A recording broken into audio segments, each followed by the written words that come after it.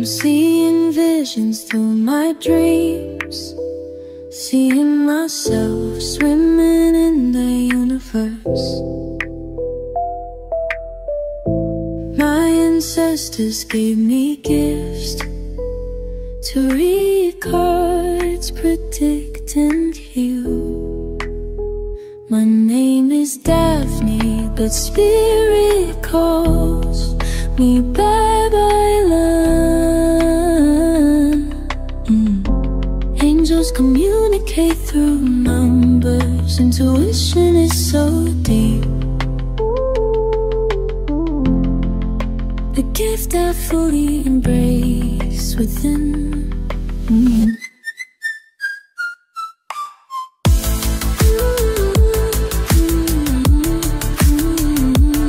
Hello Capricorn, welcome po sa inyong reading. So this is for May 1st to May the 7th reading. Para po sa mga bago, don't forget to click the subscribe button, smash the like button, comment below kung kayo po ay nakaka-resonate, and hit the notification bell.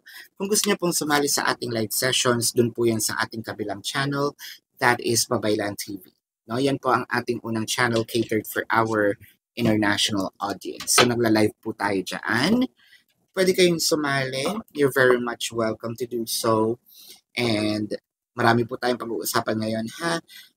Finances or wealth, career and jobs. So of course, the majority of you are here for romantic reading or love reading, no? Siyempre, different stages yan. Magsisimula tayo sa singles na naghahanap may mga crushes, no? No labels or nandun sa situationship, in a relationship or magjowa, married couple, third party, and separated couples, no? So, I want you to know that this is a general reading. You may resonate po sa entire reading na ito, or you may resonate with some bits and pieces of the reading. Take what's only yours. Simulan na natin, pero medyo prangka, no, itong ating oracle cards. May pagkamaldita, so bear with me. You are going through some tough shit. So parang alam na alam ang nangyayari sa buhay mo, no? Sabi ng oracle cards na medyo hindi maganda ang estado, no, ng ating buhay ngayon, whether, you know, to all aspects of our life or at least part, no, ng aspects of our life. Everyone has their own turn. No, welcome to yours. So sabing ganon, hindi lahat ng panahon or hindi araw-araw ay Pasko. So kung ganon naman pala ang sitwasyon, hindi rin araw-araw na nandito ka sa part na nandun sa baba. So gather your tired ass up and handle it. Parang sinasabi sa iyo dito na it may sound cliche, no? Hindi ka naman bibigyan ng isang sitwasyon ng hindi mo kakayanin. So, kung nandito ka at medyo nawawala ng pag-asa, medyo lilipas din ito. Again, hindi lang ito salita lamang, dahil dumating ka na rin naman sa isang sitwasyon na nalagpasan mo, no? Itong issue ng iyong buhay. So, ganun din yon, no? Kumbaga, meron din part na masaya tayo, lumipas din yon. Gulong ang buhay, kaya huwag tayo mawala ng pag-asa, no? Siguro meron dito mga ayaw na maglalabas, kahit mag-post, ayaw na. That's okay kung ayaw nyo mag-post. Kasi hindi naman dapat sinishare, no, lahat ng nangyayari sa buhay. Especially, may mga taong matutuwa kapag nandun ka sa isang part ng iyong buhay na hindi medyo maayos, no? The Judgment, the King of Wands, the Fool card. I feel like nangyari ito dahil meron sa ating kumausap, either nainganyo tayo, and we took the risk of jumping off to on the cliff, no? And parang itinaya natin lahat. Finances and career, I feel like nabudol tayo. That's actually the straightforward, you know, representations or depiction of these three cards. Uh, Siguro, no, na-scam tayo, hindi naman lahat pyramiding or kung ano man yan, no. Pwede rin itong kakataya natin sa mga online games, no? Hindi natin inakala. Careers and job, I feel like medyo papasok ito sa mga na illegal recruiter, no? Especially mga nandun sa ibang bansa. When it comes to relationships, singles, parang feeling ko napaasa tayo dito. Sabi natin ang crushes and no label situation. So kaya ako tumitingin doon para may bullet ako. Meron po ako doong bullet, no, or whiteboard na nandun yung mga topic. So tinitignan ko siya para alam ko kung nasa na ako. Sama natin yung singles and crushes. Ayan. Meron akong cheat sheet doon. Parang ganun medyo nabudol tayo sa pagsasalita nitong taong ito. Napaniwala tayo. And I think that mabilis kasi yung takbo nitong nangyari. So, you probably didn't even notice na, uy, na-fall na pala ako. No? In a relationship and married couples, siguro iniisip nyo dito kung pwede ko lang ibalik yung hands of time. Siguro hindi ko masyadong minadali, no? Yung buhay. Sana in-enjoy ko muna yung aking pagkabata. Tinapos ko muna ang aking pag-aaral. For a few numbers of you, baka nandito kayo sa professional job, medyo hininto natin or hindi na siya natuloy because of, you know, the circumstances na nangyari sa atin at mas pinili na lang natin na either mag-alaga ng bata or, you know, dahil nagkaroon na tayo ng family o nagkaroon tayo ng responsibility, no, hindi na natin tinuloy itong professional course, no, na pinapangarap natin. Third party situation, siguro I feel like dahil maganda magsalita itong person natin, we suddenly feel na sige na nga, okay ako. And then nagulat ka na lang, ay shit, paano pa ako magbaback out? And nandito na pala ako sa third party situation na sa mga separated couples, I feel like sana pala kung maibabalik ko lang yung time, siguro either hindi ako nagdesisyon na makipaghiwalay or sana pinahaba ko muna yung pasensya ko, no? Hindi muna ako nagdesisyon agad na ito yung magiging solusyon. I feel like I still wanna go back, no? Doon sa part na kahit doon lang kami sa nag-aaway muna, siguro ititikom ko na lang muna ang aking bibig. The Queen of Cups, the Two of Swords, and the Star. So I feel like we settled for something less, no? Especially when it comes to those relationship or romantic reading. Lalo na doon sa mga in a relationship, marriage couple, sama na natin no labels, third party, and separated couples. The reason why I said we settled for less is because of nakita na natin na there are signs, probably nung mga simula pa lang na hindi tayo masyadong binibigyan ng pansin, hindi tayo masyadong pinapahalagahan, but we still, no, try to understand the person, and yet there's some hopes in here na magbabago, but then again wala.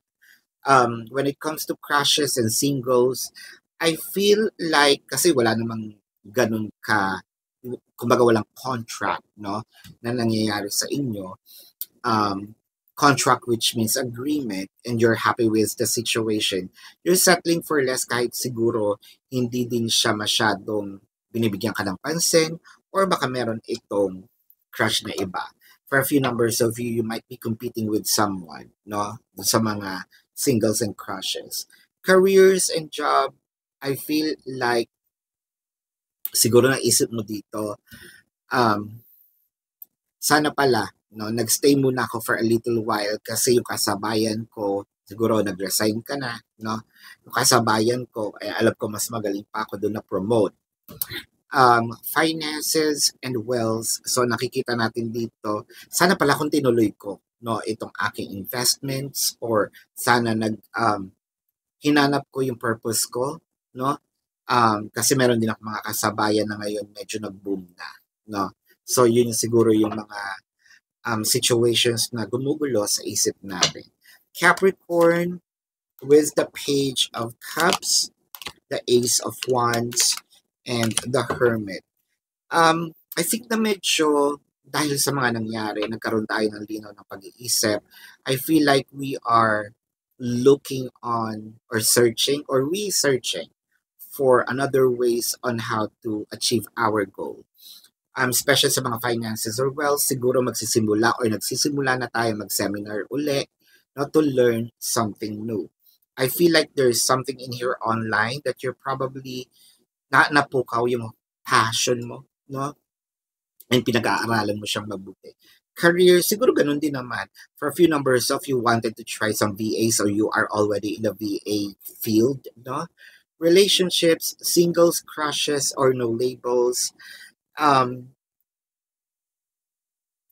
think itong pagtatiyaga ninyo, pagtsatsaga ninyo dito sa person na ito, dadating yung time na yung passion, pero matagal kasi the Hermit card is here.